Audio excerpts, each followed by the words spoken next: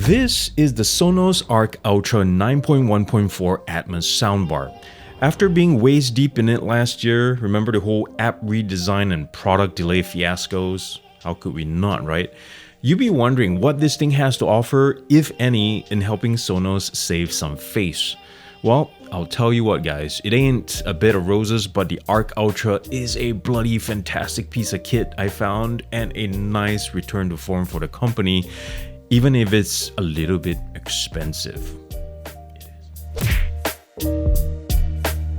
The Sonos ARC ULTRA we have right here, guys, retails for $1,000, and in terms of connectivity, wireless wise, there's Wi-Fi 6, Bluetooth 5.3, and physical connections, well, very sparse. If you see this and it doesn't fit your needs, might as well watch another video. eARC, HDMI, and LAN. That's it, guys. And if you want like speed diff, you have to fork up extra for the adapter, but that's again extra cost. Power input right there. This is the physical mic on-off switch, which is nice. Bluetooth pairing button. And at the top right here, we have capacitive controls, Alexa, pause, play forward, track backward, and a slider volume control. You can deactivate this if you like. And under this grill, there is another LED light that I've deactivated because it bugs the heck out of me.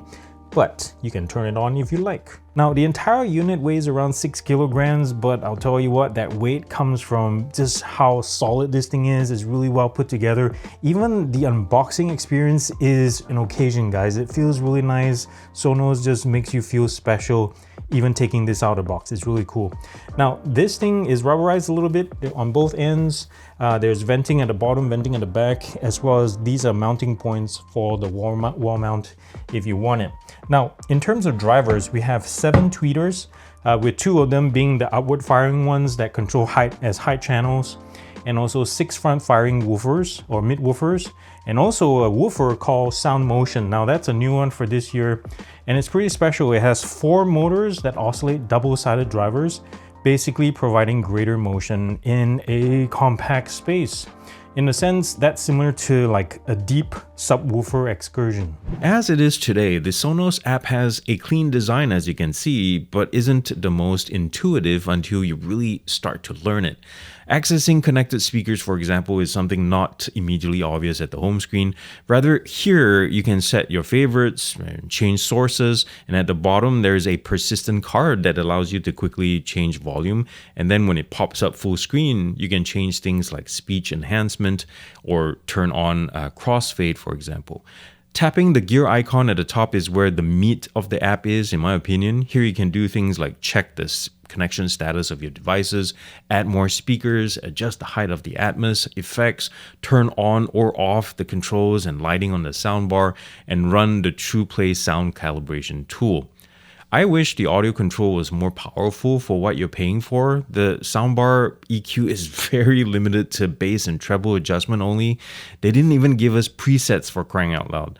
While the sub could really use proper crossover control. And by the way, phase control is grayed out, as you can see right here, whenever TruePlay is activated. One of my favorite bits about the ARC ULTRA is that it has meaningful upgrades over the first generation for $100 more MSRP across almost all segments.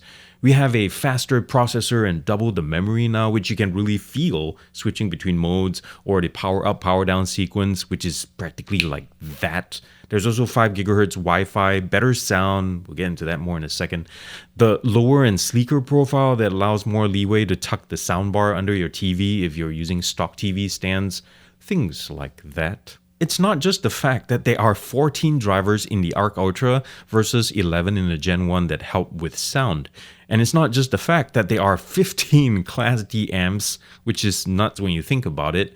But what makes the SQ so good is how the whole package comes together, guys. Such as allowing dialogue to be centered, detailed, and present without compromising other frequencies. Now, one of my go-tos for testing the center channel and Atmos combo is the movie 300, where there's that battle scene where the Spartans are being attacked with arrows, whizzing by, hitting the shields, hitting the sand and all that. It's pretty darn convincing coming from a soundbar, believe it or not. The woofers definitely get a workout with something like Yellow's Kiss in Blue or anything by master bassist Victor Wooten, staying pretty solid all the way down to around 70-ish hertz. The mids and highs sing pretty well and maintain composure up until like 7/10 volume. I'll tell you what, bass is tight and can extend surprisingly low, but I think my favorite part of the whole tuning specifically is the exceptional clarity in the upper mids and low highs with good throw across a medium-sized room. And let's not forget, that's without a subwoofer or any surrounds thrown into the mix.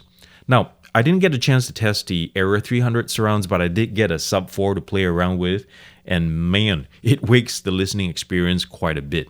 Now, it sucks that crossover isn't manually adjustable. I think the preset is fixed around 70 or 80 hertz, which is alright. I usually prefer 60 on my multi-speaker setup.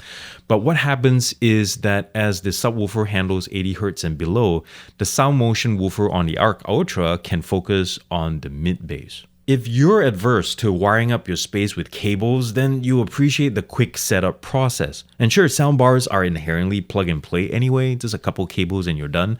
But there's just something about the app pairing and calibration process here that reminds me of recent Bose products.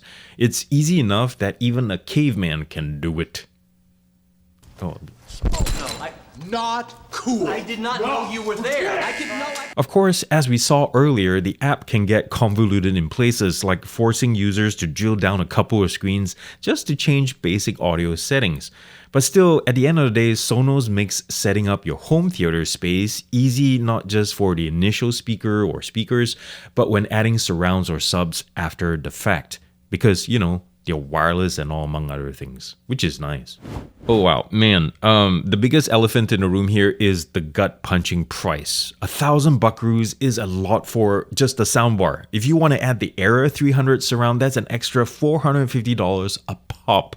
While adding the sub 4 back there is another $800. Yikes. Like, do you see my eyes watering just saying those numbers out loud? Oh my goodness. For some weird reason, usually money related I would say, Sonos took away the optical port that was on the first ARC and left us with one single eARC port and also no HDMI pass-through. WTF? Like, did we do something to piss you guys off or something? TruePlay is fantastic if you're an Apple. You know, the whole waving your arms across the room up and down with your phone in your hand trick doesn't work for Android users. TruePlay for Android leverages the stationary mic on the soundbar, which when you think about it is almost pointless, which is unlike the iOS version that utilizes the microphone on your phone as a portable sound reader. Again, Sonos, did we do something to piss you guys off? Please fix this. So who is this for anyway? Because did I already mention how pricey this thing is? And also the fact that the word soundbar is a huge hang-up for some people to begin with. I mean, here's the thing. If you can swing it or are on the fence, let me try to put it this way. Get the ARC Ultra and at least the sub, either the sub 4 or sub mini, for a compact, near stress-free home theater solution. Aside from the power cables, you don't have to bother with cable management and all the mess that comes after that, and the space constraints that you would with a multi-speaker system like I have behind me. For the money, some can argue, you know, of the soundbar alone, you can snag yourself some awesome left, right, center speakers, a sub, and even an amp. Some new, some used on Craigslist, but it's definitely doable. However, I would counter that the ARC Ultra sounds so good, I would dare say among the top 3 of its type in the market right now, that it's hard to pass up. And adding more Sonos speaker components do make the entire package more cohesive, although ultimately that also comes down to your budget, right? Now, if you want great one-and-done options, then I would suggest also checking out Samsung's $2,000 Q990D or Sony's $2,700 Bravia Theater Quad paired with an SW5 sub. So yeah, there you have it. Thanks for watching, guys, and thanks to Sonos for sending me these two things. I hope to get the surround so I can test it like a full package and reshare it with you guys. If you like what I'm doing, please subscribe, like, you know what to do, reshare it with your friends and everything. And thank you for being here, spending time with me. And remember to do something loving and kind for somebody in this world, because guess what? If you haven't seen the news, the world needs it more than ever. And it starts with you, believe it or not. Peace out, God bless, and I'll see you the next time.